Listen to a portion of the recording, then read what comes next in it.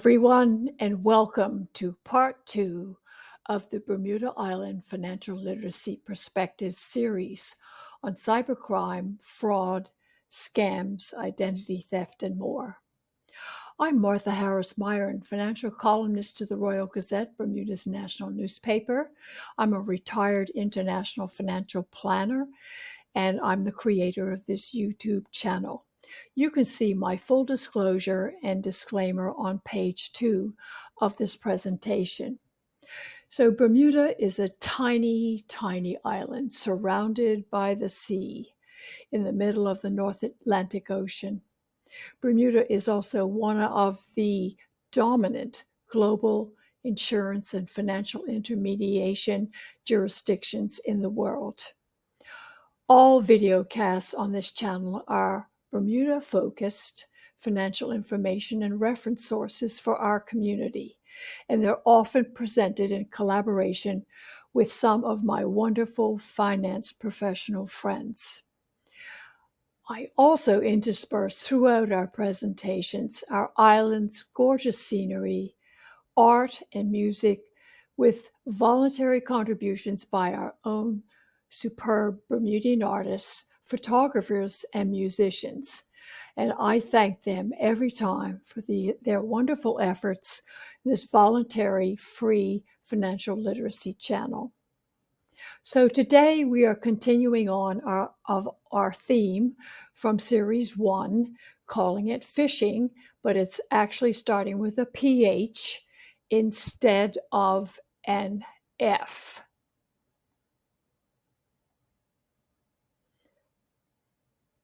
Here is my disclosure. I encourage you to take a read of that later on or go back to it after you've watched the entire video series. So here is our first section on text messaging, also known as smishing. You look at your text and one just simply says, "Hi." No message, but it seems kind of familiar. Maybe it's a friend. I'll check on it and see what's happening. Don't. And here's the next text message. You've got a warning from a bank, a credit card company. It's urgent. They're going to lock your account if you don't take care of it, or it asks for a PIN number and a card number and more. Don't click on it. And how about the third one? Photos.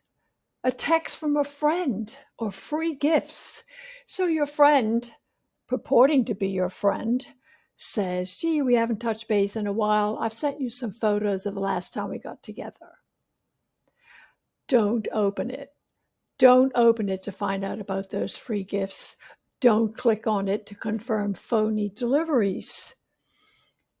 The fourth one is the worst.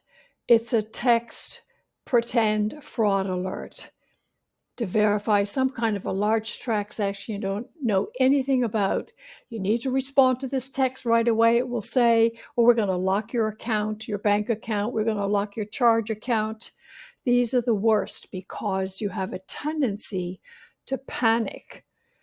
Always verify independently. Do not trust these. You can do a couple of things. You can check that phone number. There are actually ways to look up a reverse phone number to find out where it came from. But the best thing to do is not think that's the truth, but to verify by calling your bank, calling your credit card, calling your friend or sending an email to them that you know is real, and delete and report these texts as junk. Here's a lovely picture, or photo, I should say. They're laying the nets to catch tiny, tiny, tiny fish to use as bait. You've got some gorgeous rippling effects in the color of the ocean, and in the very distance you can see a couple of boats anchored. These people work incredibly hard to fish and to bring fresh fish into the docks for sale. Voice cloning, both mobile and landline, are very dangerous. And here's the reason. A scammer will call and say, oh, they're really familiar. They sound like a friend. Hi, is Fred there? Is Marie there? And you say no. And then they'll say, can you hear me? And you answer yes. What that scammer is doing is getting you to talk.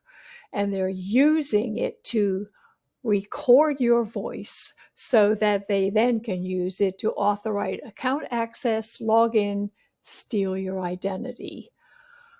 If you don't recognize that number, don't even answer it. Let your voice messaging pick it up.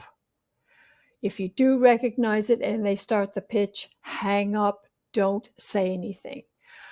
So what about robocalls? Oh, car warranties, donations to phony charities, lotteries, you've won this, you've won that. All you have to do is give us your number and we'll send you this, we'll send you that, we'll send you a donation to your charity. We just need your account number.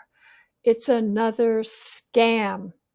The car warranties are the worst because when you take a look at your car information, your vehicle information, you don't know anything about this continued phony car garage. But the worst one of all really is the grandchild or some other relative emergency. They'll call you, they need a large amount of cash right away, they're in trouble, they're in a foreign country, they've run out of money, but we don't want you to send anything by PayPal or any of your other money transfers. What they want you to do, particularly if it's an emergency where the grandchild is saying, don't call my parents, I don't want them to know, but I have to pay cash for a lawyer. They want you to go to the bank, get the money, and a courier will come to your house and pick up the cash. Believe it or not, this was actually covered on 60 Minutes in the United States, and 5 people volunteered, very intelligent people, to talk about this. The largest amount stolen was $35,000. Don't trust any of this. Hang up. Even if it's your grandchild, call their parents. You don't want to be scammed. Here's another stunning photograph from Scott Stallard. It's your typical Bermuda fishing boat with a bunch of fish nets, fish pots tied up, waiting to be taken out, hopefully to get some lobsters and some other wonderful fish for your next restaurant meal. This is a particularly insidious scam. The hacking computer phone payment scam. This has actually happened to friends of mine. So you're working on your computer and all of a sudden the screen goes black and you think, oh my goodness, I've been hacked. What am I going to do? So as I say, you pull out your files or you go to your telephone directory. You've got to find the number to call, let's say Microsoft or Apple, to figure out what to do. And gee, believe it or not, within minutes, Microsoft, Apple, Google, some other trusted name technician, in quotes, is already calling you.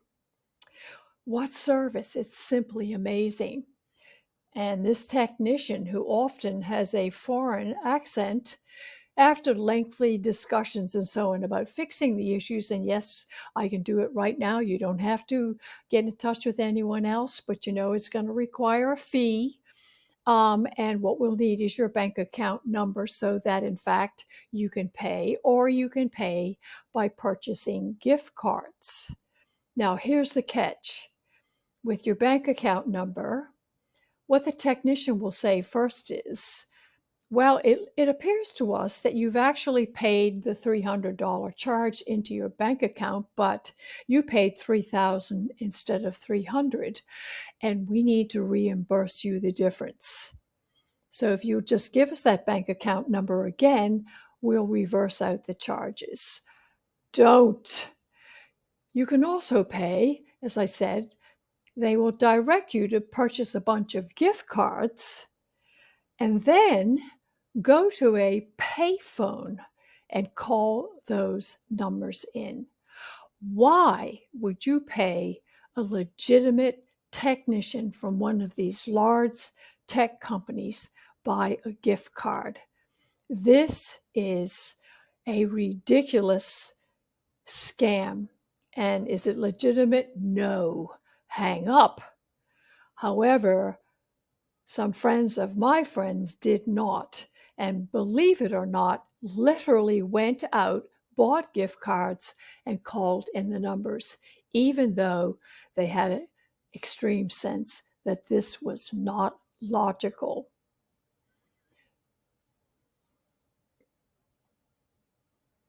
This is one of my favorites from Scott Stallard. It's a really old boat. Actually, it's a punt. It's still floating. It's got fish nets from Lord knows how many years ago, just sitting there, collecting the sun and the radiance off the water, but it's not going to be used again.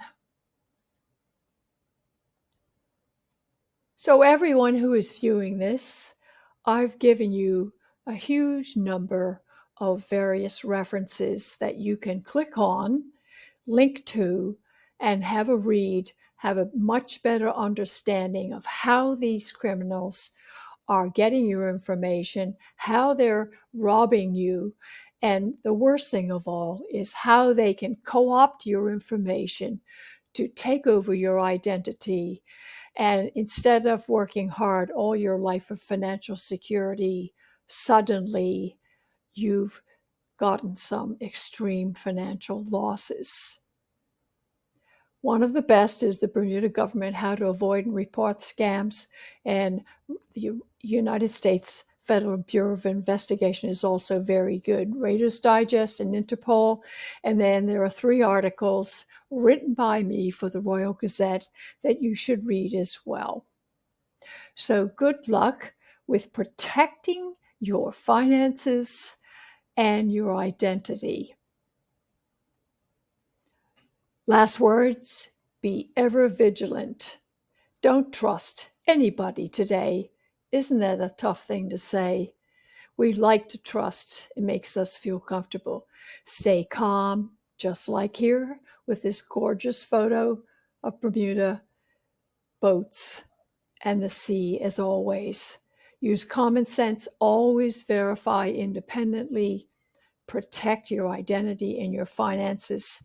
Don't forget to subscribe below if you're interested in more of these series from us. And stay tuned for Fraud Series 3, where we talk about how scammer gets your information. You're going to be appalled at that, and how to protect your identity and finances yourself. Thank you for listening.